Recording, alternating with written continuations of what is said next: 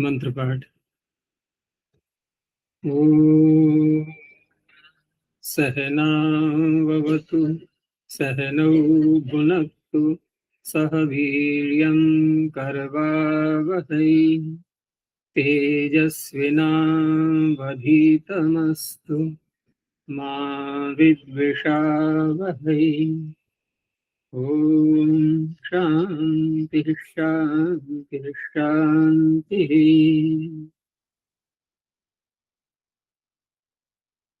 काशिका की 147वीं कक्षा, चतुर्थ अध्याय के तृतीय पाद में 60 सूत्रों तक हो चुका है। पूछना है कुछ पीछे से? आचार्य सदस्य तोड़म जो जितम दिए थे अभ्यस्तम इत्यर्थः। पहले पृष्ठ बोलो कौन सा? 650। क्या था इसमें? तोड़म जितम। सदस्य सोढ़म। जी जी। हाँ, क्या है इसमें? सोढ़म का अर्थ है जितम। सोढ़ का अर्थ क्या है? तो सोढ़ शब्द सह धातु से निष्ठा प्रत्यय करके बनाएंगे और निष्ठा प्रत्यय विशेषण ही बनता है शब्दों का। तो सोढ़ का अर्थ हो गया सहा हुआ, अर्थात सहन किया हुआ। और किस में करेंगे हम प्रत्यय? कर्म में। जिसने सहन किया है वो नहीं, सहन किया हुआ। तो जैसे यहाँ पर शब्द है निशा सहचरितम, निशा सहचरित सोढ़म अध्ययनम निशा। अब यहाँ पर जो घटाया है इन्होंने सोढ़ शब्द को, तो सोढ़ का अर्थ तो उतना ही रहा कि सहन किया हुआ। लेकिन सहन क्या किया कि रात्रि में किसी ने अध्ययन किया और कोई विकृति कोई कठिनाई उसको नहीं हुई। इसका तात्पर्य है उसने रात्रि के अध्ययन को सहन कर लिया। तो रात्रि कालीन जो अध्ययन है उसको इन्होंने सोढ़ शब्द से कहा। सोढ़ का अर्थ सहन किया हुआ, लेकिन क्या सहन किया? रात्रि का अध्ययन। तो रात्रि के अध्ययन को सोढ़ शब्द से ही कह दिया सीधा। ठीक है ना, रात्रि के अध्ययन को सोढ़ यानी कि निशा जो शब्द हम प्रयोग करेंगे अब, तो निशा का तात्पर्य यहाँ पर हुआ रात्रिकालीन अध्ययन, और वह सहन किया हुआ है। तो सोढ़ किसका बनेगा विशेषण? निशा शब्द का। निशा का अर्थ ले लिया इन्होंने अध्ययन, और निशा का अर्थ अध्ययन कैसे बना कि निशा में अध्ययन किया तो अध्ययन को ही निशा कह दिया। ठीक है ना, दिन में अध्ययन किया तो दिन को दिवा कह दिया। तो इस तरह से अध्ययन यानी कि निशा सहचरित रात्रिकालीन, रात्रि का जो काल है उसमें अध्ययन किया गया, पूरी निशा में अध्ययन चलता रहा, तो उस अध्ययन को ही निशा शब्द से कह दिया गया। निशा सहचरित सोढ़म अध्ययनम निशा। अब निशा का अर्थ क्या हो गया यहाँ पर? रात्रि, रात्रि नहीं, निशा का अर्थ हो गया अध्ययन। ठीक है ना, निशा का अर्थ हो गया अध्ययन। अब किसी ने निशा को सहन कर लिया, तो निशा को सहन कर लिया का अर्थ क्या हुआ? अध्ययन को सहन कर लिया, रात्रिकालीन अध्ययन को सहन कर लिया। अब देखो अगला वाक्य कि तत् सोढ़म, तो तत् से किसको लेंगे हम? रात्रिकालीन अध्ययन। क्यों आवाज नहीं आ रही है? जी आ रहे। कहाँ से आ रही है? इसमें लिख के भी आ रहा है this video is paused due to problems.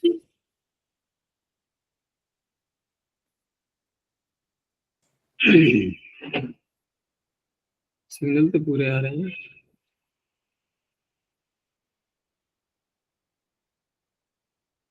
जी ठीक है, आ रही है आवाज, वीडियो भी आ रही है। एक बार रिफ्रेश करके देखें फिर।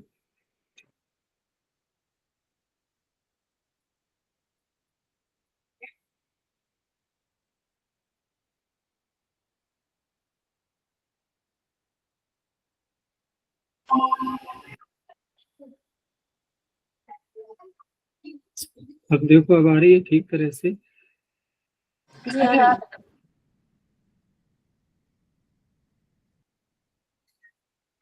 तो यहाँ जो शब्द दिया हुआ है, अभी भी कोई समस्या है क्या? नहीं। अच्छा, तो यहाँ जो शब्द दिया हुआ है इन्होंने कि तत्सोढ़म, तो तत् से हम क्या लेंगे अब? तत् अर्थात अध्ययन। निष्ठा सहचरितम अध्ययनम, लेकिन उस अध्ययन को कह दिया उन्होंने निशा शब्द से। तो अब तत् से जो हो जाएगा सीधा ही निशा, इनके अध्ययन के लिए कहा जा रहा है, इसे तत् शब्द नपुंसकलिंग का प्रयोग कर दिया इन्होंने। इनके निशा सहचरित अध्ययन क्या है? तत्। तत्सोढ़म अस्य, वह निशा सहचरित अध्ययन सहन किया हुआ है इसका। वो इस कौन है? अस्य छात्र से। अब ये छात्र का बना विशेषण, कौन सा शब्द? नैषः, अर्थात अयम नैषः छात्रः, ये छात्र नैष है। क्यों है नैष? किसने निशाकालीन अध्ययन को सहन कर लिया, अर्थात रात भर जगता रहा और नींद पर इसने अपना कंट्रोल कर लिया और नींद नहीं आई, अध्ययन पूरी रात इसने अध्ययन किया है। इस तरह से है, ऐसे ही प्रादोष है, ऐसे ही प्रादोषिक है।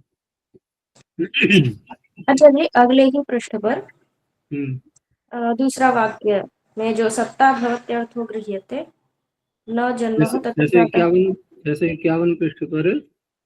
हाँ, हाँ, इति इसमें गतार्थत्वात्।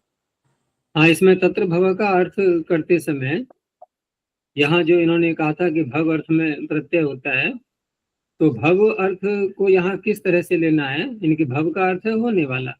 अब ये बहुत व्यापक शब्द बन जाता है होने वाला। इसमें लिख करके आ रहा है कि वीडियो पॉज हो रहा है, तो अब तो आवाज आ रही है निरंतर। हाँ, बाधा नहीं हो रही है। पता नहीं क्यों आ रहा है लिख लिख के बार बार। तो इस तरह से भव अर्थ बहुत व्यापक शब्द है ये, होने वाला। ये तो बहुत ही स्थान पर घटा सकते हैं हम। तो यहाँ कह रहे हैं कि यहाँ हम सत्ता, ये जो भव शब्द का अर्थ है ये किस रूप में लेंगे? तो कहा कि सत्ता भवत्यर्थ। यहाँ भव शब्द का यानी कि भू धातु का जो अर्थ है यह है सत्ता, सत्ता ही लेना है।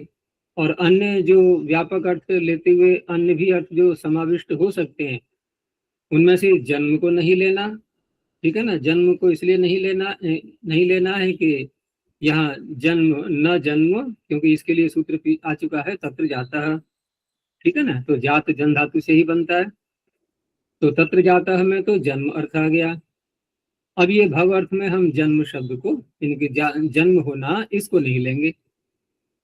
भव का अर्थ है होने वाला, तो जन्म भी तो होता है, भू धातु का अर्थ वहां भी घट जाएगा, तो उसको लेने की आवश्यकता नहीं है, क्योंकि तत्र जातः से जन्म अर्थ वहां आ चुका है।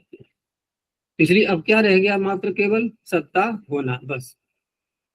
भू सत्तायाम अर्थ भी धातु का वही निकलता है। तो सृग्ने भव में अब ये अर्थ नहीं करेंगे हम सृग्न में उत्पन्न होने वाला। अब सृग्ने भव का अर्थ क्या होगा कि सृग्न में उसकी सत्ता है, सृग्न में उसकी विद्यमानता है, उसका अस्तित्व है, इसलिए सृग्न बन जाएगा। सृग्ने भव सृग्न।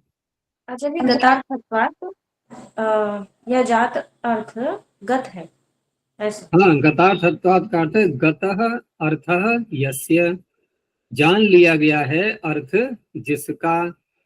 तो जात शब्द के द्वारा जन्म का अर्थ ले लिया गया, ग्रहण कर लिया गया, जान लिया गया, प्राप्त कर लिया गया, कुछ भी ले लो। तो गतार्थत्वात्, गतार्थ होने से, किस शब्द के द्वारा? गतार्थ होने से, जातः शब्द के द्वारा, तत्र जातः सूत्र में।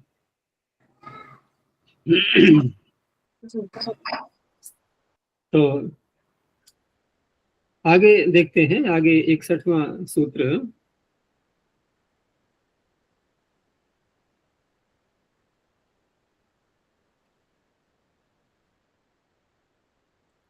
तो 61वां सूत्र है ग्रामात पर्यनुपूर्वात। पीछे से प्रकरण चल रहा था यहाँ पर अव्ययी भाव का, और अविभाव वाले जो शब्द हैं उनसे अविभावाच्य 59 सूत्र जो था, तो वहां पर भव अर्थ में यह प्रत्यय उससे किया गया था, फिर आगे ठाय प्रत्यय हो गया था। अब ठाय की ही अनुवृत्ति आगे लाते हुए सूत्र आया ग्रामात पर्यनुपूर्वात। ये कहता है कि ग्राम शब्द, और ग्राम शब्द भी कैसा होना चाहिए, क्योंकि अविभाव समास तो लेना ही है, तो परि अथवा अनुपूर्वक। तो अव्ययी भावात इत्येव ग्राम शब्दांतात् अव्ययी भावात परि अनु इत्येवं पूर्वात् ठञ् प्रत्ययो भवति। शब्दांत इसलिए बोला है इन्होंने ग्राम शब्दांतात्, क्योंकि जब परि अनु पूर्व में होंगे तो ग्राम शब्दांत ही बनेगा।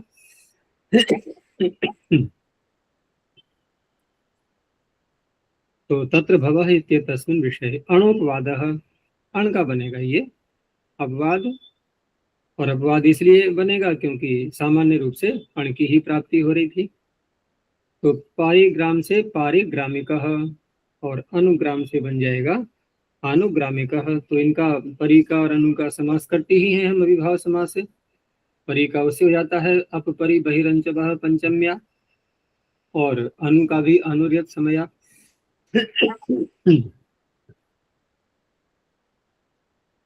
आगे है जिह्वा मूलांगुलेष्ठ। इसमें दो शब्द हैं, जिह्वा मूल और अंगुली शब्द। तो जिह्वा मूल शब्दात् अंगुली शब्दाच्च छह प्रत्यय भवति तत्र भवः इत्येतस्मिन् विषये। अब यहाँ पर छह प्रत्यय, ये किस प्रत्यय का अपवाद बनेगा? तो क्योंकि दोनों शरीर के अवयव हैं ये, जिह्वा मूल और अंगुली, तो शरीरावयवाच्य से यत प्रत्यय की प्राप्ति हो रही थी, इसलिए कहा कि यतोपवादः, यत का अपवाद है ये। तो जिह्वा मूलियम और अंगुलियम छह प्रत्यय होकर के ये शब्द बन जाएंगे, जिह्वा मूल में होने वाला और अंगुली में होने वाला। आगे वर्गांताच्य, वर्गांताच्य सूत्र, ये वर्ग शब्द जिसके अंत में आता है, हम कवर्ग चवर्ग आदि बोलते हैं, बहुत प्रसिद्ध शब्द हैं ये। तो वहां पर भी छह प्रत्यय होगा। तो वर्ग शब्दांताच्य प्रातिपदिका छह प्रत्यय भवति तत्र भवः इत्येतस्मिन् विषये। तो यहाँ भी तत्र भवः सूत्र से अण की ही प्राप्ति होनी थी सामान्यतया, तो उस अण का ये छह प्रत्यय अपवाद बन जाएगा। तो कवर्ग से कवर्गीयम, चवर्ग से चवर्गीयम। अब कवर्ग में होने वाला अर्थात वहाँ के वर्ण, तो कवर्ग कह करके हम 5 वर्ण लेते हैं, तो उसमें से किसी एक को कहना हो तो हम क्या कहेंगे कि यह वर्ण कवर्गीय है, कवर्ग में होने वाला। अब ये जो सूत्र है, यहाँ कवर्ग चवर्ग आदि जो शब्द दिखाई दे रहे हैं, तो ये कहाँ घटाते हैं हम? वर्णों में, शब्दों में। तो अगला सूत्र ये कुछ और कह रहा है, ये शब्द से विरोध में जा रहा है। अब ये कहता है अशब्दे यत्खौ अन्य तरस्याम। वर्गांत तो लेगा ये, लेकिन अब शब्द से भिन्न अर्थ लेना है इसको। तो वर्गांताद इत्येव शब्दाद अन्यस्मिन् प्रत्ययार्थे। अब यहाँ जब शब्द से भिन्न अर्थ लिया गया, तो पिछले सूत्र में स्वयं ही अब कौन सा अर्थ आ जाएगा? शब्द अर्थ आ जाएगा, वहां अन्य अर्थ को नहीं लेंगे। अब इसके उदाहरण वैसे ही दिखाई गए थे वहां। तो शब्दाद अन्यस्मिन् प्रत्ययार्थे वर्गांतात् प्रातिपदिकात् अन्यतरस्याम यत् खौ प्रत्ययो भवतः तत्र भवः इत्येतस्मिन् विषये। अब यहाँ यदि इस सूत्र को न बनाए, तो वर्गांत होने के कारण से पूर्व सूत्र से वर्गांताच्य से छह प्रत्यय की ही प्राप्ति हो रही थी, इसलिए आगे कहा कि छह प्राप्ते वचनम। लेकिन जब यहाँ अन्यतरस्याम कहा जा रहा है इन दोनों प्रत्ययों को लेकर के यत और ख, तो तीसरे पक्ष में दो प्रत्यय ये हो जाएंगे और तीसरे में फिर वर्गांताच्य से छह प्रत्यय भी हो जाएगा, तो 3 शब्द यहाँ बन जाएंगे।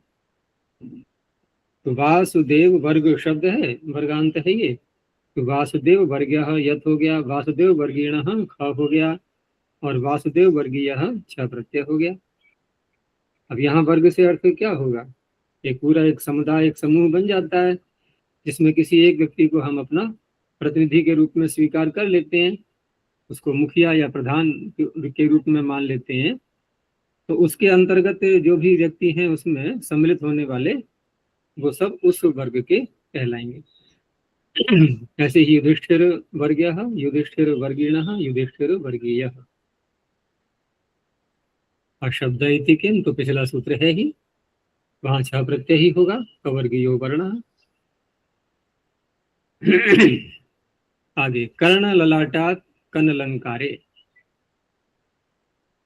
यहाँ दो शब्द हैं, कर्ण, कर्ण और ललाट। तो कर्ण और ललाट ये कैसे हैं? शरीर के अवयव हैं। तो शरीर के अवयव होने से शरीरावयवाच्य से यह प्रत्यय की प्राप्ति थी। तो कर्ण ललाट शब्दाभ्याम कन प्रत्ययो भवति, तत्र भवः इत्येतस्मिन् विषये अलंकारे अभिधेये। अब यहाँ पर जो भव कह करके जिस वस्तु का ग्रहण किया जाएगा तो बहुत सीमित कर दिया गया है, वो केवल अलंकार के लिए ही गृहीत होगा। यतोपवादः, तो कर्ण कर्णे भवः। अब कर्णे भवः कह करके कान में तो बहुत सारी वस्तुएं हो सकती हैं, कान के अवयव भी होते हैं, लेकिन यहाँ लिया जाएगा अलंकार। तो कान में पहना जाने वाला अलंकार कुंडल आदि होते ही हैं। तो कर्ण का, ललाट पर भी पहनते हैं ना कुछ महिलाएं, यहाँ जैसे लगाती हैं एक सोने का, यहाँ गोल गोल सा हो जाता है पेंडल की तरह, और ऊपर यहाँ बालों में उसको हिलगा लेते हैं, तो ये कहलाएगा ललाटिका।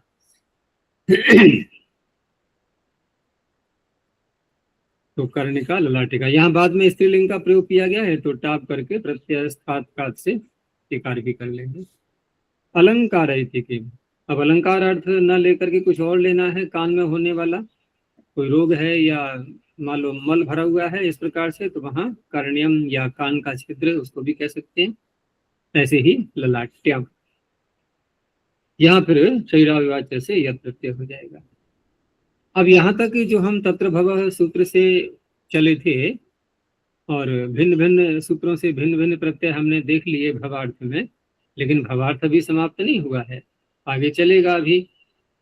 लेकिन आगे इस भवार्थ के साथ में इसका एक मित्र, इसका एक साथी और जोड़ा जा रहा है, ठीक है ना। अब जोड़ा चलेगा आगे, जहां तक भी भव का अधिकार है अंत तक, वहां अब एक शब्द और जुड़ रहा है, और वो शब्द क्या है?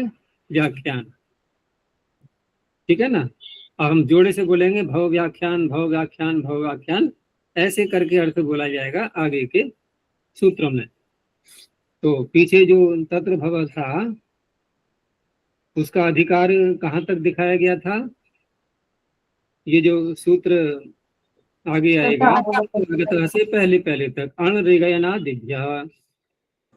तो अब यहाँ पर ये तस्य व्याख्यान पीछे इस सूत्र से लेकर के अण दिव्या, ये जो सूत्र हैं 8 के लगभग, कितने हैं? 8 हो गए, 1 2 3 4 5 6 7 8। ये जो 8 सूत्र हैं, ये 8 सूत्र भव और व्याख्यान इन दोनों अर्थों में एक साथ प्रत्यय करेंगे। तो इस तरह से दोनों का अधिकार चलना है अब आगे। और ये पता कैसे लगता है, ये भी सूत्र की व्याख्या में समझाएंगे।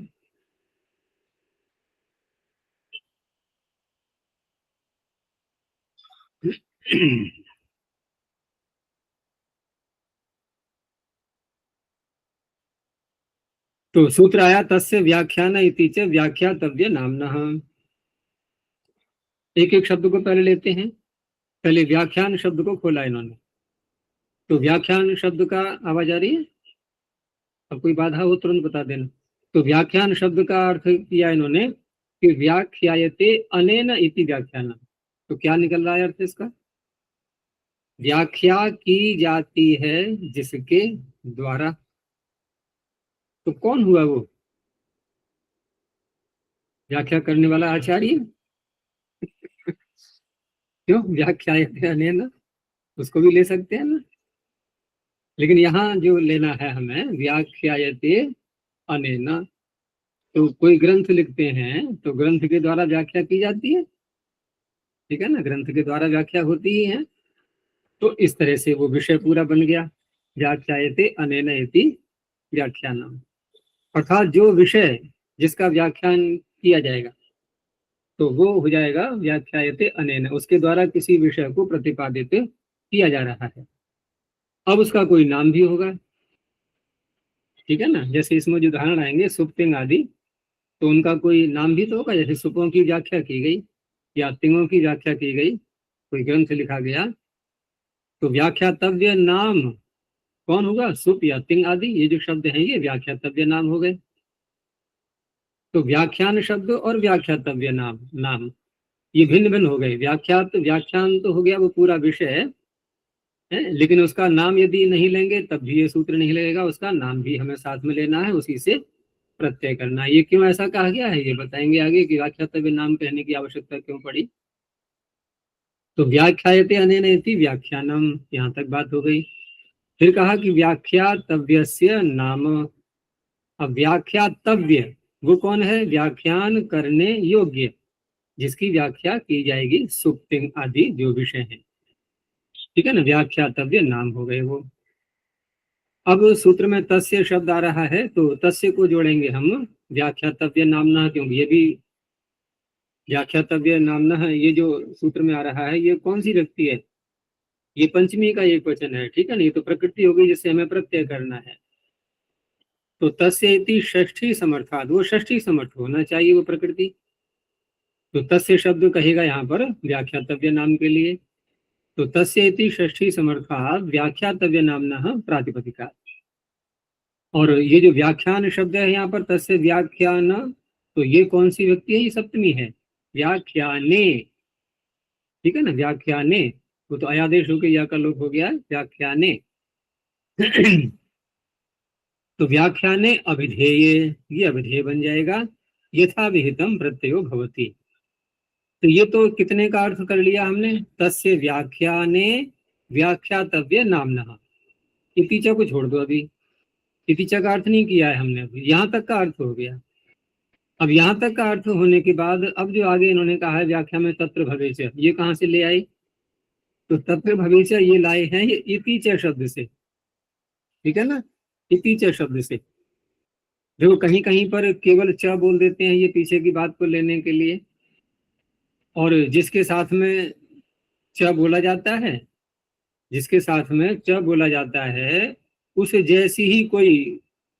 जैसा ही कोई शब्द हम पीछे से लेते हैं। जैसे व्याख्यान के आगे इति को हटा दें हम और च को ले लें, तो तस्य व्याख्याने च व्याख्यातव्य नामनः। तो व्याख्यान के साथ में च बोल करके क्या तात्पर्य होगा कि आपने व्याख्यान जो अर्थ है उसको ही और ले लेंगे। तो भव तो आ जाना था, भव तो आ जाता ना पीछे से, व्याख्याने के आगे च बोल अच्छा करके। आवाज कट गई थी।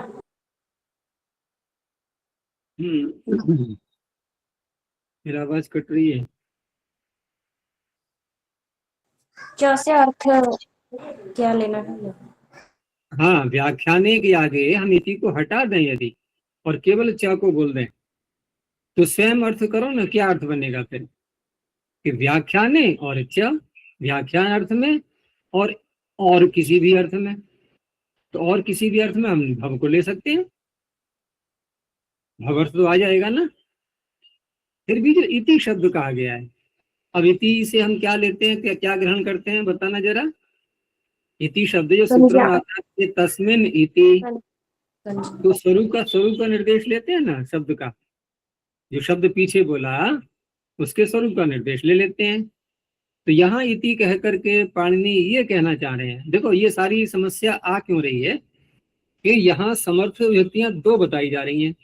भव के साथ में हम सप्तमी समर्थ को लेंगे, व्याख्यान के साथ में हम षष्ठी समर्थ को लेंगे, ठीक है ना।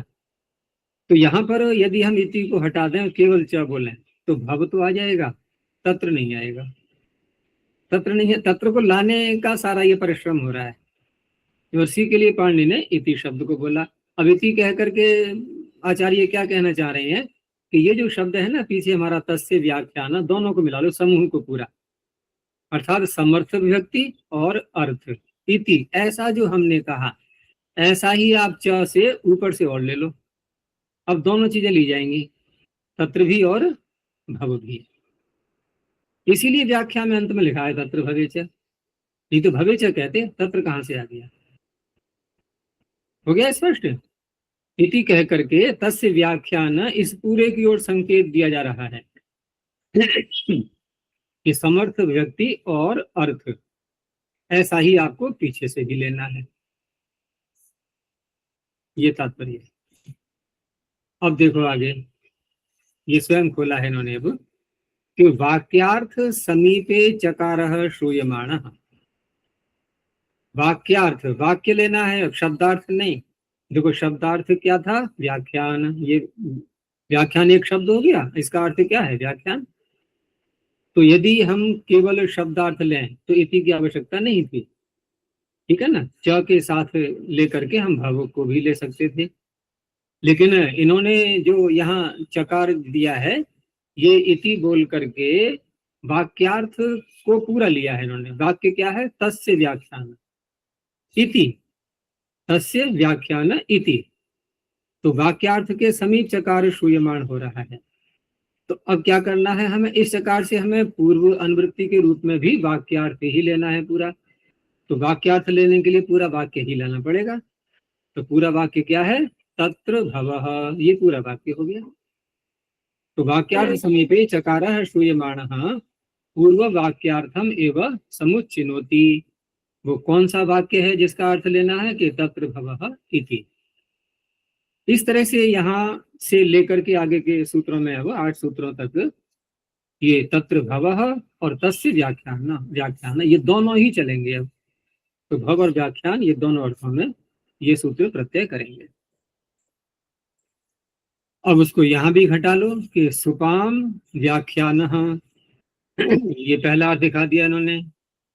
तो सुप शब्द ये क्या हो गया, ये व्याख्यातव्य नाम भी ले लिया हमने, उसी से प्रत्यय करना है। तो सुपाम व्याख्यान सौपो ग्रंथ, ये ग्रंथ का विशेषण बन गया सौपः, अण प्रत्यय हो गया।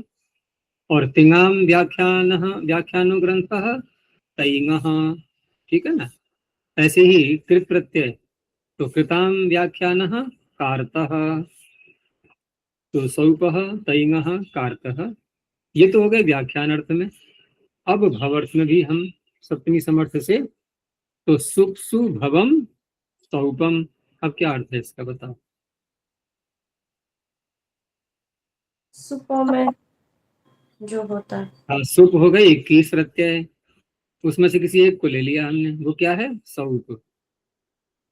या हमें ये देखना है कि भाई इन सुपों में अनुबंध कितने आए हुए हैं, तो गणना कर ली उनकी, तो अनुबंध क्या हो गए सौपम, ठीक है ना। जो भी है उनके अंदर, हमने कहा आजादी कितने हैं इसमें, तो वो क्या हो गए सौप, ये सब सौप बनते जा रहे हैं। इस तरह से कुछ भी हो उनमें। अब यहाँ पुस्तक से तात्पर्य नहीं है, ग्रंथ से कोई तात्पर्य नहीं है, वो तो व्याख्यान शब्द से आ ही चुका है। तो इस तरह से ये शब्द हैं समान ही, वहां भी सौपह सौपह सौपह कार्तः आदि तैंगा, यहाँ भी ऐसे ही बना है शब्द, लेकिन अर्थ में अंतर आ गया। तो भावार्थ में और व्याख्यान में दोनों में, तो सौपम तैंगम कार्तम। अब प्रत्युदाहरण से कुछ बातें और स्पष्ट होंगी कि व्याख्यातव्य नामना इति किम। देखो हम यदि इतना ही सूत्र बनाएं कि तस्य, और पीछे भी ऐसा हुआ है, वहां कोई प्रातिपदिक का नाम तो बताते नहीं है बाद में, कि तत्र भवः हमें सप्तमी समर्थ से भवार्थ में प्रत्यय करना है, तो क्या साथ में ये भी कहा जाता है कि जो प्रकृति है सप्तमी समर्थ, उसका नाम लेकर के नाम शब्द भी कहा गया वहां, ऐसा तो कहा नहीं गया है। तो ये व्याख्यातव्य नाम तो स्वयं ही निकल आएगा, इसको कहने की आवश्यकता क्या है। तो उसके लिए समझाते हैं यहाँ क्यों कहना पड़ा है ये कि व्याख्यातव्य नाम ना इति किम। अब यहाँ देखो शब्द है ये पाटलिपुत्रस्य व्याख्यानी, व्याख्यानी स्त्रीलिंग का हो गया अभी, व्याख्यानी सुकोसला, कहीं कहीं सुकोशला पाठ भी मिलता है, वो शकार का अंतर है। तो सुकोशला या सुकोसला एक अलग नगर हो गया। और ऐसे व्याख्यान किए ही जाते हैं कि किसी स्थान की व्याख्या करनी हो तो हम किसी अन्य दूसरे नगर का नाम लेकर के कहते हैं कि ये नगर इस नगर के समान है, ठीक है ना, यह नगर इस नगर के समान है।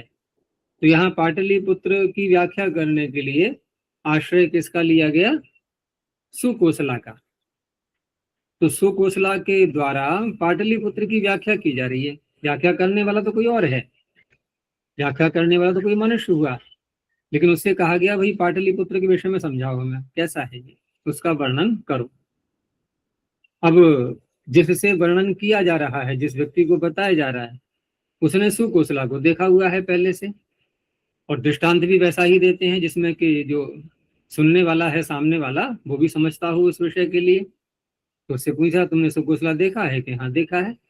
तो अब वहां का जो एक निर्माण की प्रक्रिया, सारी जो निर्माण की विशेषताएं हैं, तो उसी तरह से उसको समझाते हुए कहा जा रहा है कि ऐसा ही यहाँ पर भी पूरा है, पाटलिपुत्र में भी वैसा ही बना हुआ है। तो सहारा लिया गया सुकोसला का। तो आगे वही कहा है इन्होंने कि पाटलिपुत्रम सुकोसलया व्याख्यायते। व्याख्यान किसके द्वारा किया जा रहा है? सुकोसला शब्द के द्वारा, सुकोसला जो नगर है उसके द्वारा। और कैसे कहा जा रहा है कि एवं सन्निवेशम पाटलिपुत्रम, ठीक ऐसे ही सन्निवेश जो रचनाएं हैं सारी भवनों आदि की, ऐसे ही पाटलिपुत्र में भी है। तो पाटलिपुत्र भी ऐसा ही है, उसी प्रकार के सन्निवेश वाला जिस प्रकार के सन्निवेश वाला सुकोसला है। अब यहाँ पर जिसकी व्याख्या की जा रही थी वो कौन था? पाटलिपुत्र। पाटलिपुत्र की व्याख्या की जा रही थी। तो पाटलिपुत्र की व्याख्या की जा रही थी, तो पाटलिपुत्र का यहाँ वर्णन आया क्या? वर्णन तो सुकोसला का बताया जा रहा है। तो व्याख्या तव्य नाम है पाटलिपुत्र, यहाँ नहीं है ना, इसलिए यहाँ प्रत्यय नहीं होगा। यहाँ प्रत्यय नहीं हुआ। न तो पाटलिपुत्रम व्याख्यातव्य नाम। तो यदि सूत्र में व्याख्यातव्य नामन शब्द का प्रयोग न किया जाए तो उस अवस्था में यहाँ भी प्रत्यय की प्राप्ति हो रही थी, क्योंकि अप्रत्यक्ष रूप से व्याख्या तो पाटलिपुत्र की ही की जा रही थी, लेकिन पाटलिपुत्र का नाम लेकर के वहां का वर्णन नहीं हो रहा था, वर्णन कहीं और का हो रहा था, सुकुशल का हो रहा था। अच्छा जी, वर्णन कहीं और का हो रहा है तो पाटलिपुत्र का वर्णन कैसे होगा? कहाँ हो रहा है? सुकुशला का वर्णन हो रहा है और सुकुशला के समान पाटलिपुत्र को बताया जा रहा है। तो पाटलिपुत्र में क्या क्या है वहां का वर्णन हो रहा है क्या? नहीं, सुकुशला का वर्णन करके बताया जा रहा है कि ऐसा ही पाटलिपुत्र में है। तीसरे से व्याख्यातव्य नाम, व्याख्या तो वास्तव में पाटलिपुत्र की ही की जा रही है, बताया तो उसी को जा रहा है, लेकिन किसी और के माध्यम से बताया जा रहा है। ऐसा सुपों में तिंगों में तो नहीं है। वहां सुपों की व्याख्या की जा रही है तो सुप ही विषय है, वहां किसी ये थोड़ी कहा जा रहा है कि जैसे देखो तिंग प्रत्यय होते हैं ऐसे ही सुप प्रत्यय है, थोड़ी कहा जा रहा है, किसी और का सादृश्य नहीं बताया जा रहा है। तो इसलिए इन्होंने व्याख्यातव्य नामन शब्द का प्रयोग किया हुआ है सूत्र में। अब यहाँ इनका एक प्रश्न ये भी उठा कि आप यहाँ पर भव और व्याख्यान दोनों को मिलाकर के एक साथ अधिकार आगे क्यों ले जाना चाह रहे हैं? इसकी आवश्यकता ही क्या है? दोनों का अधिकार ले जाने की आवश्यकता क्या है? भाई भवार्थ में प्रत्यय अलग कर लो और व्याख्यान अर्थ में अलग प्रत्यय कर लो, दोनों की क्या आवश्यकता है? तो उसका उत्तर देते हैं आगे कि भव व्याख्यानयोः युगपद अधिकार। एक साथ जो अधिकार का विषय जो निर्णय हमने लिया वो इसलिए कि अपवाद विधानार्थ, हमें प्रत्यय जो हम आगे लाएंगे वो एक ही बार में दोनों के अपवाद बन जाएंगे। वो नहीं तो क्या होता कि भवार्थ में वहां पर हमें अलग अपवाद के सूत्र बनाने पड़ते और व्याख्यान अर्थ में अपवाद के सूत्र अलग बनाने पड़ते। लेकिन संयोगवश ऐसा हुआ कि वो जो अपवाद के प्रत्यय हैं वो दोनों में एक साथ घट रहे हैं, तो हमने सोचा कि क्यों ना हम एक ही साथ दोनों का अधिकार करके और थोड़े से ही सूत्रों से, उन्हीं सूत्रों से हम भव के भी अपवाद दिखा दें और व्याख्यान के भी अपवाद दिखा दें। इसलिए एक साथ दोनों का अधिकार किया जा रहा है। जैसे प्रत्यय आगे आएंगे जो भी, जैसे हम इसी ठय को ही ले लें, तो ठय प्रत्यय जब यहाँ किया जा रहा है भव व्याख्यान अर्थ में, तो ये एक ही साथ जो बहुत अचवाले शब्द हैं अंतोदात्त, तो एक ही साथ ये ठय प्रत्यय भवार्थ में भी बन जाएगा अपवाद और व्याख्यान अर्थ में भी बन जाएगा अपवाद। नहीं तो क्या होता, ये जो बहुवच अंतोदात्त जो कहा गया ये वहां भी तो कहना पड़ता फिर हमें अलग से, भवार्थ में वहां भी अपवाद बनाना है, इसलिए यहाँ एक साथ कर दिया गया है। तो भव व्याख्यानयोः युगपद अधिकारो अपवाद विधानार्थः।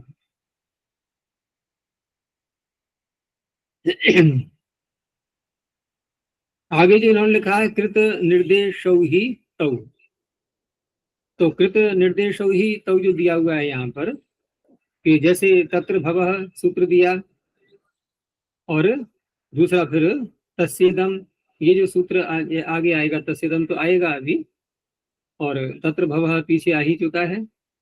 तो तस्येदम और तत्र भवः, यहाँ पर क्योंकि इनका प्रश्न ये भी है, इसमें देखो ये पद्मंजरी की पंक्ति में देखो पहले, यहाँ और अधिक स्पष्ट हो जाएगा। एक तो उन्होंने यहाँ से लिया है, इसको पूरे पैराग्राफ को देख लो कि भव व्याख्यानयोः इति, ये प्रथम पंक्ति का पहले अर्थ करते हैं। एक तो उन्होंने ये दिखाया कि न अत्र अयम अर्थ, ये अर्थ नहीं लेना है कि योयम भव व्याख्यानयोः युगपद अधिकारः सो अपवाद विधानार्थ इति। क्यों? क्योंकि पूर्वम अधिकारत्वस्य अव्याख्यातत्वात्।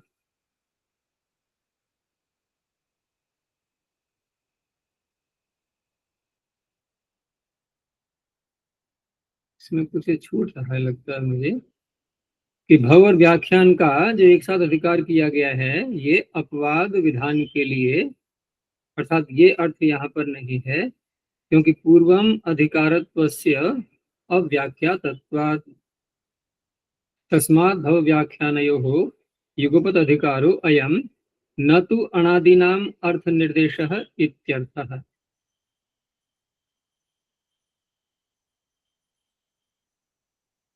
हाँ, इनका कहना यह है कि भव अर्थ में हमने पीछे विधान कर दिया सामान्य प्रत्यय का, यथाविहित प्रत्ययों का, और व्याख्यान अर्थ में भी यथाविहित प्रत्यय हो ही जाएंगे, व्याख्यान अर्थ में भी यथाविहित प्रत्यय का विधान कर दिया गया।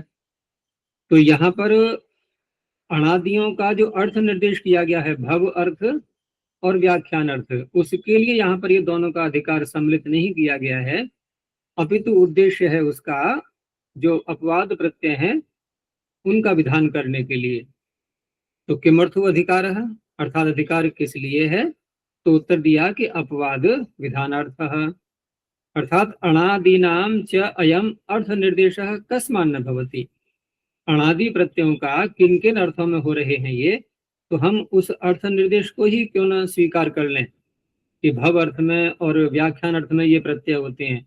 तो कह रहे हैं कि तत्र आह कृत निर्देशो ही तौ, अरे वहां तो हमने तत्र भव सूत्र से कह ही दिया है, भवार्थ में भवार्थ का निर्देश कर ही दिया, और आगे तस्सेदम सूत्र भी आने वाला है, तो तस्सेदम से भी वहां पर एकदम तो बहुत व्यापक अर्थ को लेता है, तो वहां पर भी अर्थ का निर्देश कर ही दिया है, इसलिए उसके लिए नहीं है ये, अपितु दोनों अर्थों में एक साथ अपवाद प्रत्यय कौन कौन से आ रहे हैं उनका विधान करने के लिए। अब इसी बात को न्यास के द्वारा देखो इन्होंने कैसे व्याख्या की है कि अथ किमर्थम भव व्याख्यानयोः युगपद अधिकारः क्रियते।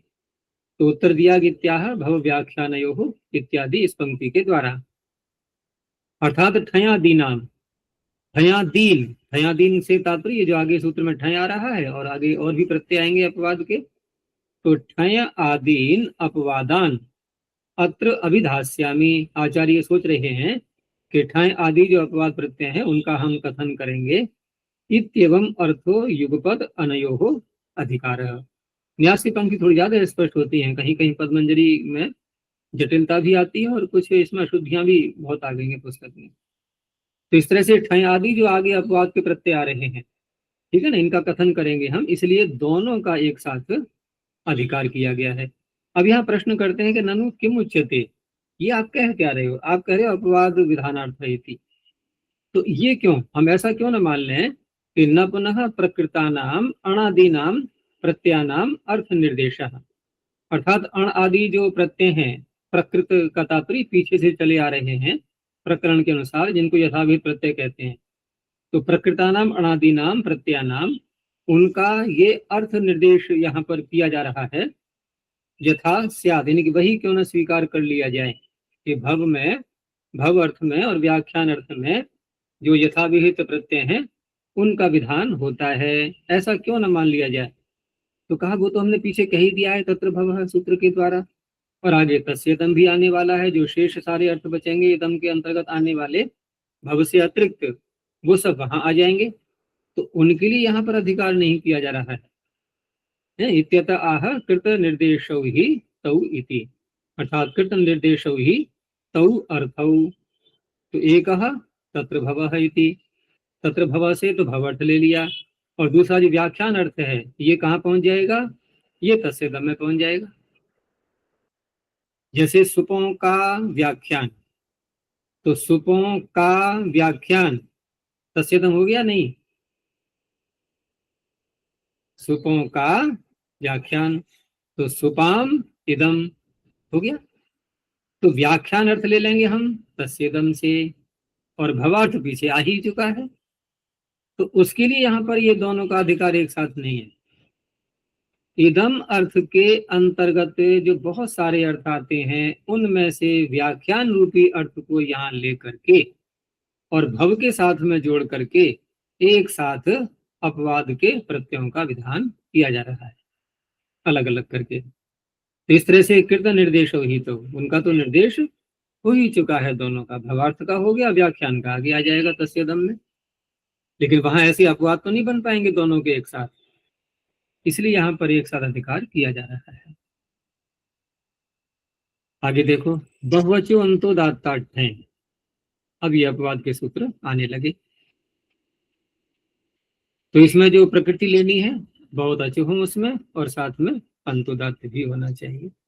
तो बहुवचो व्याख्यातव्य नामनः प्रातिपदिकात् अंतोदात्तात् भव व्याख्यानयोः ठञ् प्रत्ययो भवति। तो इस तरह से भवार्थ में और व्याख्यान अर्थ में ये अण का अपवाद बनेगा, अण की प्राप्ति हो रही थी, ठञ् प्रत्यय हो गया। तो षत्व ऋणत्व दोनों का दोनों समास करके एक शब्द बना लिया, और उसका जो ग्रंथ है वो भी शात्वर्णत्विकम, और उसमें होने वाला कोई सूत्र, कोई सिद्धि, कोई शब्द, कुछ भी ले सकते हैं, कोई वर्ण, ये सब शात्वर्णत्विकम। एक शब्द दिया है इसमें नाता नतिकम, क्या है ये? नाता नतिकम पहली बार सुनने में आ रहा होगा, ये नत अनत, नत और अनत। देखो नत का अर्थ क्या होता है, नम धातु से बनाए तो झुका हुआ, ठीक है ना, नम धातु से बनाएंगे तो झुका हुआ। तो झुका हुआ का अर्थ क्या है, हम जब स्वर बोलते हैं उदात्त अनुदात्त स्वरित, तो उदात्त तो ऊपर को होता है ना, ऊंचा, उच्च उदात्त, और अनुदात्त बोलते हैं थोड़ा नीचे को आ जाता है, वो नीचे अनुदात्त है। तो झुका हुआ कौन है, अनुदात्त है। तो नत का अर्थ हो गया अनुदात्त, और अनंत का अर्थ हो गया उदात्त, ठीक है ना। इस तरह से है ये शब्द, पूर्व आचार्यों की संज्ञाएं हैं ये भी।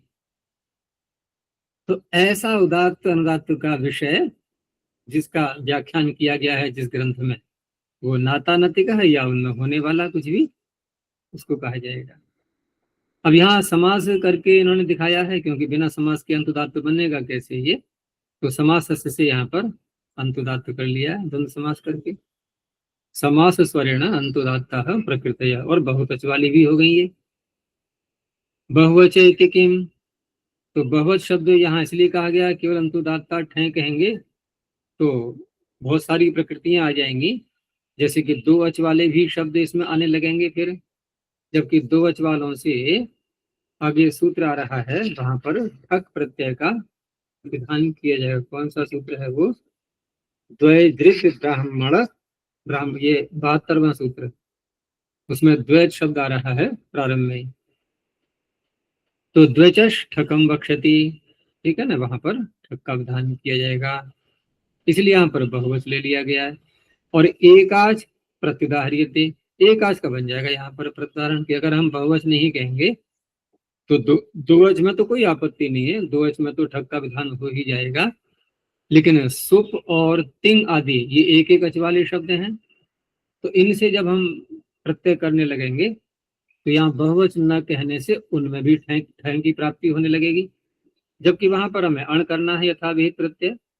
तो सौपम तैंगम कार्तम ये पीछे हमने बना ही लिए थे अभी।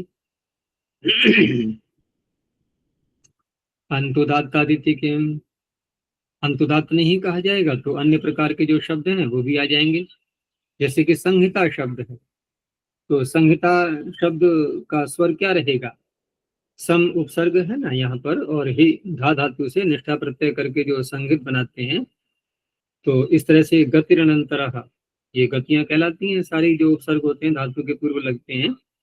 तो गतिरनंतरः से जो स्वर रहेगा, गति का ही स्वर रहता है उसमें, तो शब्द फिर अनुदात्तांत हो जाएगा ये, ठीक है ना, संहिता शब्द। तो यहाँ न होने लगे इसलिए, तो यहाँ फिर अण हो जाएगा, संहिताया संहितम संहिता शब्दों ही गति स्वरेण आद्युदात्तः। क्रतु यज्ञेभ्यश्च, इसमें क्रतु शब्द भी आ रहा है, यज्ञ शब्द भी आ रहा है, तो क्रतु का क्या अर्थ है? याग। याग। और यज्ञ का? यज्ञ छोटे अग्निहोत्र। छोटा। छोटा, अच्छा। हाँ, कुछ भेद तो होता ही है। तो क्रतु बड़े बड़े जो सोमयाग होते हैं उनको कहा जाता है, इसलिए दोनों शब्दों का पृथक पृथक प्रयोग किया गया है। आगे बताएंगे स्वयं ही अभी ये।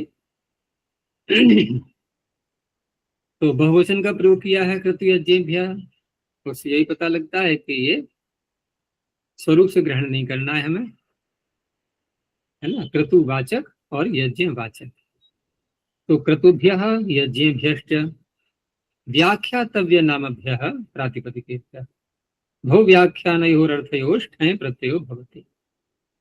तो प्राप्त क्या हो रहा था कि यथा विहित अण प्रत्यय की ही प्राप्ति हो रही थी, तो यहाँ पर ठञ् प्रत्यय का विधान हो गया।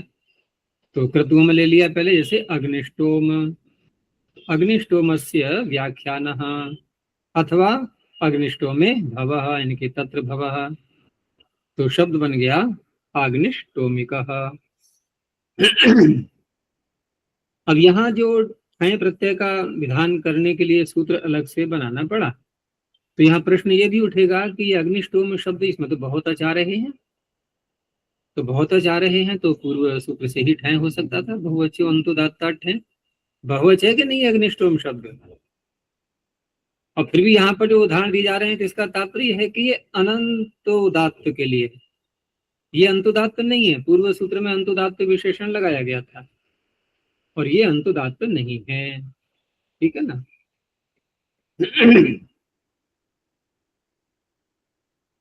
तो इस तरह से अग्निष्टोमिकः, वाजपेयिकः, राजसूयिकः, ये सारे ही शब्द इस तरह से बनेंगे। और यज्ञ, यज्ञ का अलग दिया उदाहरण, जैसे कि पाक यज्ञ, नाव यज्ञ, ठीक है ना। तो यज्ञ से तात्पर्य क्या उत्तर दिया था पहले कि छोटा यज्ञ। तो छोटे बड़े की बात नहीं है, जहां सोम का प्रयोग नहीं होता है, ठीक है ना, जहां सोम का प्रयोग नहीं होता है, क्योंकि सोम याग में हम सोम का प्रयोग करते हैं। अब ये पाक यज्ञ, नाव यज्ञ, ये कोई वैसे यज्ञ नहीं है। तो यहाँ पर इन शब्दों से भी, यज्ञ कह करके इन शब्दों से भी हम प्रत्यय कर सकते हैं। आगे इन्होंने बताया है कि अनंतोदात्तार्थ आरंभ, क्योंकि सारे ही शब्द बहुवचन ये, तो पूर्व सूत्र से लगता था कि उससे हो सकते थे, लेकिन नहीं हो पाएंगे। तो ये सब अनंतोदात्त है। अब इनका स्वर देखना है तो देख लेना व्याख्यान में, जैसे कुछ का दिया गया इन्होंने, जैसे कि राजसूय शब्द यहाँ आया था ना, राजसूय कहा, तो उसका वहां जो सूत्र आता है, राजसूय सूर्य मृषोद्य रुच्य कुप्य कृष्ण पच्या व्यथ्या, वहां निपातन से बनाया गया। और वहां पर सूय जैसे बनाते हैं, तो सूय शब्द में सु धातु से क्या प्रत्यय निपातन से माना गया है, ठीक है ना। राजा, तो उसमें दोनों अर्थ होते हैं, क्योंकि राजा का श्रवण किया जाता है, ये भी अर्थ ले सकते हैं, राजा सूयते ऐसे भी ले सकते हैं कर्ता में। और यदि हम कर्म में लेते हैं तो वहां पर सोम आ जाएगा, फिर राज्या सूयते, राजा के द्वारा जहां श्रवण किया जाता है सोम का, तो इस तरह से राजसूय शब्द बनाया गया है। और वहां पर निपातन से ही उसी सूत्र से समास भी कर लेते हैं, और समास दोनों प्रकार से कर सकते हैं वहां पर, और नहीं तो षष्ठी समास भी कर सकते हैं, राजा का सूय, सूयते इति सूय, राजा का सूय। तो इस तरह से वहां मध्योदात्त शब्द बनेगा, क्योंकि जब कृदंत शब्द कोई उत्तर पद में आता है किसी समास में, तो कौन सा सूत्र है बहुत प्रमुख है, वो गति कारकोप पदात कृत, ठीक है ना, कृदंत का स्वर वहां रहेगा। अब कृदंत का स्वर क्या रहेगा? यहाँ वहां पर सूय शब्द है तो क्या प्रत्यांत है, क्या प्रत्यांत होने से अनुदात्त ही तो रहेगा, इसलिए जो अनुदात्तांत हो गया अब ये शब्द तो पूर्व सूत्र से प्राप्त नहीं था, वो अंतोदात्त देता है। ऐसे ही अन्य शब्दों में है। वाजपेय को देख लो, वाजपेय में भी पेय शब्द बनाया गया है, तो पेय शब्द में पियते अस्मिन इति पेय अधिकरण में करेंगे यहाँ पर, जिसमें कि पिया जाता है ऐसा अर्थ लेते हुए, तो वहां पर यत् प्रत्यय है, अधिकरण कारक में यत् प्रत्यय किया गया है, पियते अस्मिन इति पेयः, और वो माना गया है तीन युक्त हो गया। वाज शब्द के साथ में समास करेंगे तो वाज के तो बहुत सारे अर्थ होते हैं, वाज का अर्थ बल भी होता है, लेकिन यहाँ यज्ञ संबंधी ये जो शब्द बनाया गया है वाजपेय, तो यहाँ वाज का तात्पर्य है यवागु, तो यवागु क्योंकि पेय है, पीने योग्य है, तो यवागु का यानी कि वाज का जो पेय, तो यहाँ वाजपेय शब्द बन जाएगा। ऐसे ही अग्निष्टोम शब्द में भी ले सकते हैं हम, तो अग्निष्टोम में स्तोम शब्द को देखना है हमें, और वहां पर स्तोम का अर्थ क्या होता है? स्तुति। स्तोम शब्द को भाव में लेकर के स्तुति अर्थ निकलेगा इसका, और स्तुति किसकी है यहाँ पर? अग्नि की, तो अग्नि की जहां स्तुति है, जिसमें स्तुति है अग्नि है, स्तोमः अस्मिन बहुरी समास करके, तो वहां पर अग्निष्टोम शब्द बनेगा। तो अग्निष्टोम शब्द में भी वहां साथ में एक वार्तिक भी दिया हुआ है परादिष्ट परांतष्ट करके, तो वहां उसको अंतोदात्त माना गया है वैसे तो, लेकिन यहाँ क्योंकि बहुरी समास करेंगे तो पूर्व पद का स्वर रहेगा, और पूर्व पद का स्वर रहेगा तो अग्नि का स्वर रहेगा, अग्नि का स्वर रहेगा तो फिर ये भी अनुदात्तांत बन जाएगा। तो सारे ही शब्द ऐसे ही हैं जो कि अंतोदात्त नहीं है यहाँ पर।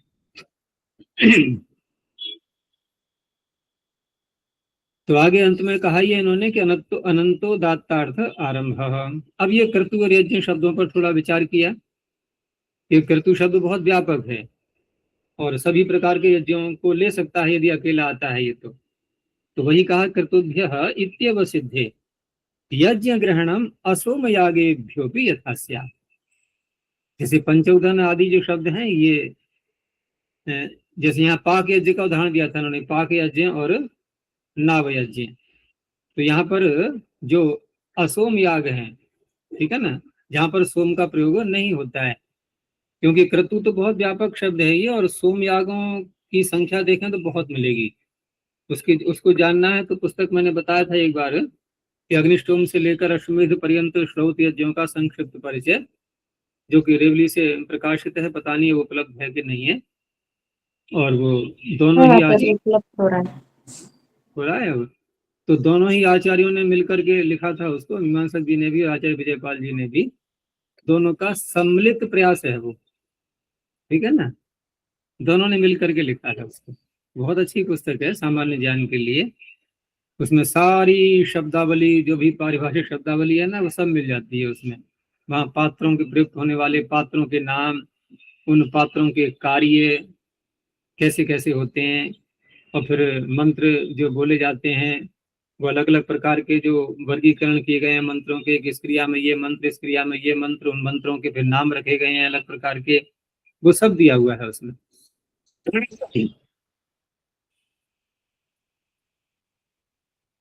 तो इसलिए असोम याग जो यज्ञ हैं उनमें भी ये प्रत्यय हो जाए, जैसे पांचौदनिकः, दाशौदनिकः, ये हो गए, और पीछे उदाहरण दिया था उन्होंने पाक यज्ञ का, नाव यज्ञ का आदि। और बहुवचनम स्वरूप विधि निरासार्थम, अगर यहाँ बहुवचन नहीं बोलेंगे तो कृतयज्ञ में फिर कौन सा आएगा वचन? द्विवचन आएगा, फिर दो शब्द हैं ये, और दो शब्द हैं तो स्वरूप विधि ली जाएगी। तो स्वरूप विधि को हटाने के लिए निकर्तुवाचक, यज्ञवाचक ये अर्थ लेने के लिए बहुवचन का प्रयोग किया है। आगे है अध्यायेषु एव ऋषेः, अध्यायेष्वे वर्षेः। अब यहाँ पर अभिधेय को निश्चित भी कर दिया गया है कि प्रत्यय करने के बाद जो अर्थ निकलेगा, जो अभिधेय होगा, वो अध्याय कहने के लिए ये सूत्र प्रत्यय करेगा, ठीक है ना, पूरा ग्रंथ नहीं, केवल एक उसका अध्याय बस। तो इस तरह से ऋषि शब्दाः प्रवरणामधेयानि, ये जो सूत्र में ऋषि शब्द दिया हुआ है, तो ये प्रवर का तात्पर्य यहाँ पर कि जिनका प्रकृष्ट रूप से वर्ण किया जाता है, ठीक है ना, होता के द्वारा या अध्वर्य के द्वारा जिनका वर्ण किया जाता है, तो जो ऋषि हो गए वो सब प्रवर कहलाएंगे। तो ऋषि शब्दाः प्रवरणामधेयानि तेभ्यः ऋषि शब्देभ्यो भव व्याख्यानयोरर्थयोः ठञ् प्रत्ययो भवति। यहाँ पर भी अण की प्राप्ति हो रही थी, तो उसका ये अपवाद माना जाएगा ठञ् प्रत्यय। अध्यायेषु एव प्रत्यार्थ विशेषणेषु, तो प्रत्यार्थ से जो शब्द कहा जाएगा वो केवल अध्याय को कहने के लिए ही प्रत्यय होगा। व्याख्यातव्य नाम न इत्यनुवर्तते, तो व्याख्यातव्य नाम की तनुवृत्ति आ ही रही है। तत्साहचर्यात् ऋषि शब्दैर ग्रंथ उच्यते। अब क्योंकि व्याख्यान करने योग्य, तो ऋषि व्याख्यान करने योग्य नहीं, ऋषि ने जो व्याख्यान किया है अर्थात उस ऋषि के साहचर्य से, है ना, ऋषि के साहचर्य से उस ग्रंथ का नाम भी ऋषि हो गया, उसी के नाम से कहा जाने लगा। जैसे वशिष्ठ ने कोई व्याख्यान किया, वशिष्ठ ऋषि ने कोई व्याख्यान किया, तो उस व्याख्यान रूपी ग्रंथ का नाम भी क्या हो गया, वशिष्ठ। अब उसमें एक अध्याय को बोलना है हमें, ठीक है ना, एक अध्याय को बोलना है, क्योंकि सूत्र कह ही रहा है अध्यायेषु एव। तो वशिष्ठस्य व्याख्यानस्तत्र भवोवा, वशिष्ठ का व्याख्यान भी वासिष्ठिक, लेकिन अध्याय, ये ध्यान रखना, वशिष्ठ का किया हुआ व्याख्यान लेकिन केवल एक अध्याय के रूप में, तो वासिष्ठिक अध्याय। दूसरा, उस अध्याय में होने वाला कोई शब्द, कोई विषय, वो भी वासिष्ठिक कहलाएगा, होना उसी अध्याय के अंतर्गत चाहिए। ऐसे ही वैश्वामित्र का अध्यायेषु इति किम, तो वासिष्ठी ऋक, यहाँ अण प्रत्यय करके टिड्ढाणे से ङीप कर लिया है स्त्रीलिंग में। अब यहाँ पर ऋक को कहा जा रहा है, ऋक कोई अध्याय का नाम नहीं है, केवल मात्र एक ऋचा, किसी एक ऋचा का वशिष्ठ ऋषि ने व्याख्यान किया, तो उस ऋचा को कहा गया वासिष्ठी ऋक। आगे पौरोडाश पुरोडाशात ठन, दो शब्द यहाँ पर, क्या होता है पौरोडाश या पुरोडाश, दो शब्द यहाँ पर दिए गए हैं। तो पुरोडाश का पता है नहीं, पुरोडाश तो हम लोगों ने कई अनेकों बार सुना है। तो इसमें दो शब्द पुरोडाश, पुरस पूर्वक, और दाश्री दाने धातु से बनाएंगे, दाश्री दाने देने अर्थ वाली, और पुरस कहते हैं सामने, ठीक है ना। तो पुरः दाश्यन्ते, दाश्यन्ते का अर्थ हो जाएगा दीयन्ते इति पुरोडाशः। अब दा को डा कैसे करें, तो कोई सूत्र नहीं मिल रहा है, तो वो सूत्र बैठा हुआ है ना, एक प्रशोदरादीनी यथोपदिष्टम, अधिक माथा पच्ची करने की आवश्यकता नहीं है, ठीक है ना। और समास भी कर लो उससे, और डकार को डकार भी कर लो, समास का भी सूत्र नहीं मिल रहा है कोई, क्योंकि यहाँ पर उपपद समास करने का कोई सूत्र ही नहीं है कि पुरोदाश्यन्ते इति पुरोडाशः। इस तरह से ये शब्द बन जाएगा। और दूसरा फिर क्या है, दूसरा शब्द है पौरोडाश, तो पुरोडाश से ही पौरोडाश बनेगा, तो दोनों से अलग अलग करना है यहाँ पर। तो पौरोडाश शब्दात पुरोडाश शब्दाच भव व्याख्यान अर्थयोः ठन प्रत्ययो भवति। तब इन्होंने स्वयं खोला है, यहाँ पुरोडाशा है वो क्या है कि पिष्ट पिंडा। अब पिष्ट पिंडों को क्यों कहा गया, कि वही सामने रखे जाते हैं, दिए जाते हैं। और इसमें जो मीमांसक जी का मत है अपना, तो उसमें उन्होंने ये भी वर्णन किया हुआ है कि यज्ञ करते समय जिन द्रव्यों का हम प्रयोग करते हैं, तो चावल तो सबसे मुख्य है ही वहाँ यज्ञ में, तो चावल का भी बनाते हैं पुरोडाश। और चावल के अतिरिक्त जो यव अर्थात जौ होता है, उसका भी, उसके आटे का भी पुरोडाश बन जाता है, क्योंकि यव का भी प्रयोग बहुत होता है और चावल का भी होता है। तो उसके आटे को, चावल को और यव को पीस करके, और जैसे आटा गूंथते हैं वैसे ही गूंथ करके, और जैसे रोटी बनाते समय वो टुकड़े कर करके जो बनाते हैं, क्या बोलते हैं उसको, इधर बोलते हैं हमारी तरफ लोई, लोई करके बोलते हैं। उसके लिए अलग अलग टुकड़े बन जाते हैं ना, कि जितना परिमाण होता है एक रोटी के आटे के लिए, तो लोई शब्द। तो ऐसे ही वहां पर लोई बना बना करके, और उसको बाटी शब्द से भी कहते हैं कहीं कहीं। तो बाटी तो पका करके खाते भी हैं उसको, यानी पूरी रोटी का आकार नहीं दिया गया, वो मोटे रूप में वैसे ही रखा उसको, और मध्यम अग्नि में उसको सेकते हैं। क्योंकि तेज अग्नि में तो ऊपर का भाग जल जाएगा, मोटी वैसे ही अंदर कच्ची रह जाएगा, कच्चा रह जाएगा आटा वो। दाल तो बाटी है, हाँ, दाल बाटी खाते ही हैं बहुत से। नहीं, दाल बाटी बोलते हैं क्या? राजस्थान का। राजस्थान में, हाँ।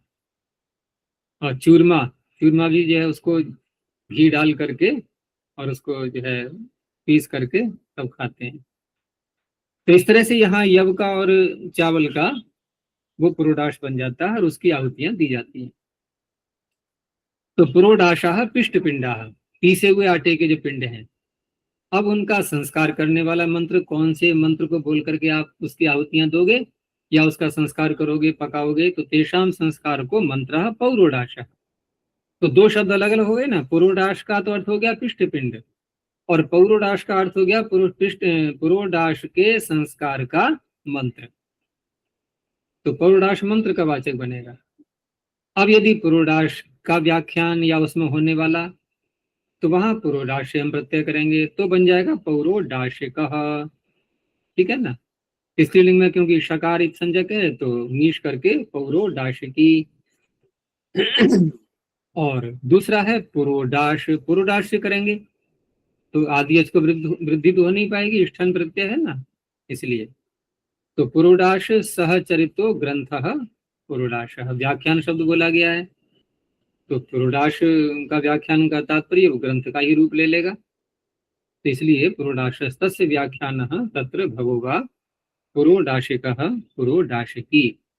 दो शब्द बन जाएंगे, शकारो मीषर्थः। आगे एक शब्द और लिया, छंदस शब्द। तो छंदसो यदणौ, छंदस शब्द से दो प्रत्यय। तो छंद शब्दाद भव व्याख्यान और अर्थयो यदणौ प्रत्ययो भवतः। अब छंदस शब्द में आ रहे हैं दो वच, तो अगले सूत्र से यहाँ ठक की प्राप्ति हो रही थी, उसका ये अपवाद पहले से ही कर दिया गया है। द्वेच इति ठकी प्राप्ते वचनम। तो छंदस्य और छांदसः, यद करेंगे तो छंदस्य, और अण करेंगे तो आदि इसको वृद्धि होकर के छांदसः। अर्थ वही रहेगा, उसका व्याख्यान या उसमें होने वाला। अगला सूत्र, द्वैजृत ब्राह्मण प्रथमाध्वर पुरश्चरण नामाख्या ताठक। आख्यातिक पढ़ते ही हम लोग, आख्यातिक शब्द इसी से बनता है, नामिक और आख्यातिक। तो द्वयच अलग हो गया, ऋत का अर्थ हो जाएगा ऋकारांत है, फिर ब्राह्मण शब्द है इसमें, और आगे आ रहा है ऋक शब्द।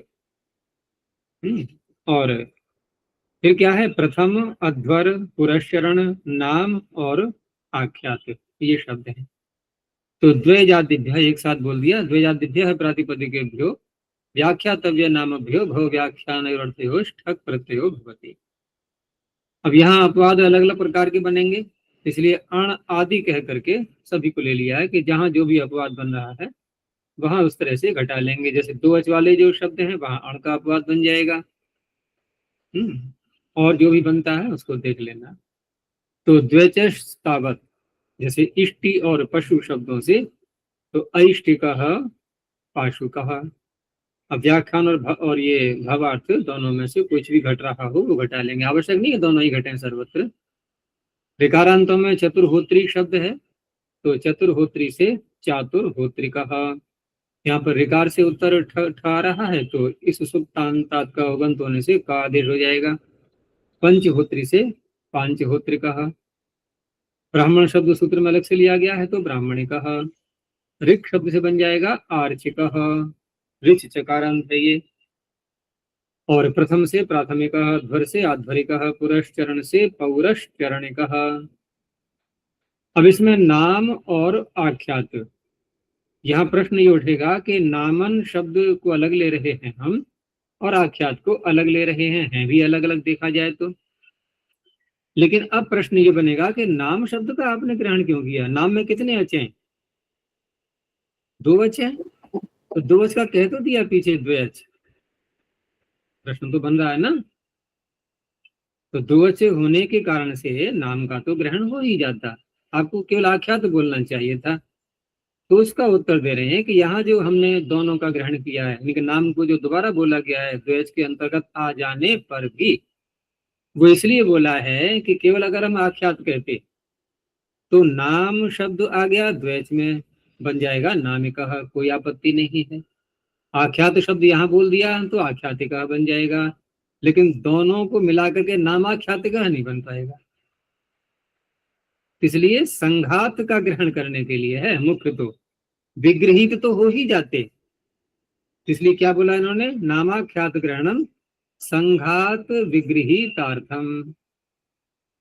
तो क्या उत्तर हुआ इसका? संघात के लिए या विगृहित के लिए? संघात के लिए। विगृहित तो हो ही जाना था। अब बात हुई, जब हो ही जाना था दोनों बातें हो गई। अब संघात के लिए भी हो गया और विगृहित के लिए भी हो गया। तो संघात विगृहीतार्थम, तो नामिकः आख्यातिकः नामाख्यातिकः। तो नामाख्यातिक है कोई पुस्तक? मिलती है नहीं, दोनों का एक साथ रही होगी पीछे कभी। आगे अणऋगयना दिभ्य। अब इसमें जो बचे कुछ शब्द हैं सारे वो ऋगयन गण लेकर के इसमें ले लिए गए हैं। तो ऋगयनादिभ्य प्रातिपदिकेभ्यो भव व्याख्यानयोरर्थयो अण प्रत्ययो भवति। अब यहाँ पर ठयादेर अपवाद। तो ठय आदि, आदि शब्द से हम अन्य प्रत्ययों को ले सकते हैं, जैसे छ आदि प्रत्यय हैं, क्योंकि कुछ शब्द ऐसे भी हो सकते हैं जो जिनमें छ की प्राप्ति हो वृद्ध संज्ञक होने के कारण से। और कहीं कहीं पर दो वच वाले शब्द भी हैं इसमें। तो दो वच वाले होने से द्वैज सूत्र से ठक का अपवाद बन जाएगा ये। तो इस तरह से ठयादेर अपवाद। तो पहला शब्द क्या है? ऋगयन, ऋग अयन, ऋगयन। तो ऋगयन से आर गयन, पद और व्याख्यान का समास करके है, दोनों का एक शब्द बना लिया तो पाद व्याख्यान। अण ग्रहण जो किया गया है, तो प्रश्न ये उठ जाता है कि अण तो आपका यथाविहित प्रत्ययों के अंतर्गत आ ही जाता है, लेकिन यहाँ अण ग्रहण जो किया गया है तो अण की प्राप्ति तो नहीं हो पा रही थी। तभी तो पीछे कहा था ना कि ठयादेर अपवादक। तो अण ग्रहण तो बाधक बाधन के लिए है, भाई ठय आदि को न होने दे करके और पुनः उसी अण को प्राप्त कराना, ये उद्देश्य है। तो वस्तु विद्या से बन गया वास्तु विद्या। आगे इन्होंने शब्द पढ़ दिए हैं ये। इसमें व्याकरण देखो, न्याय व्याकरण ये भी शब्द आ गए हैं। निगम शब्द आ चुका है, ये काफी प्रसिद्ध शब्द हैं ये। उपनिषद शब्द आ गया, शिक्षा शब्द आ गया। तो यहां तक हमने देखा मुख्य मुख्य अभी अर्थ कौन से आ चुके हैं शेषे के बाद? तत्र जातः तत्र भवः। 2 आ गए, ठीक है ना। अब यहाँ पर तीसरा मुख्य अर्थ, अब अंतर अर्थ पीछे और भी आ चुके हैं छोटे छोटे। अब तीसरा चलेगा तत आगतः। ठीक है, इसको अब कल देखेंगे।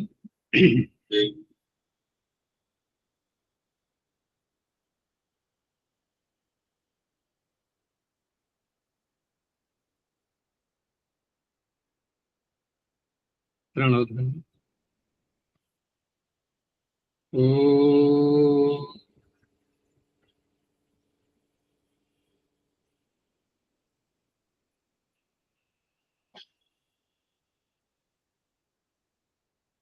ओ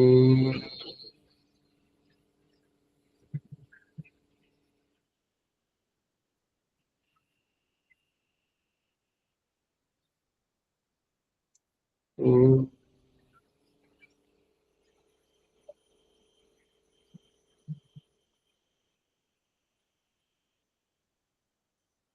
शांति शांति शांति।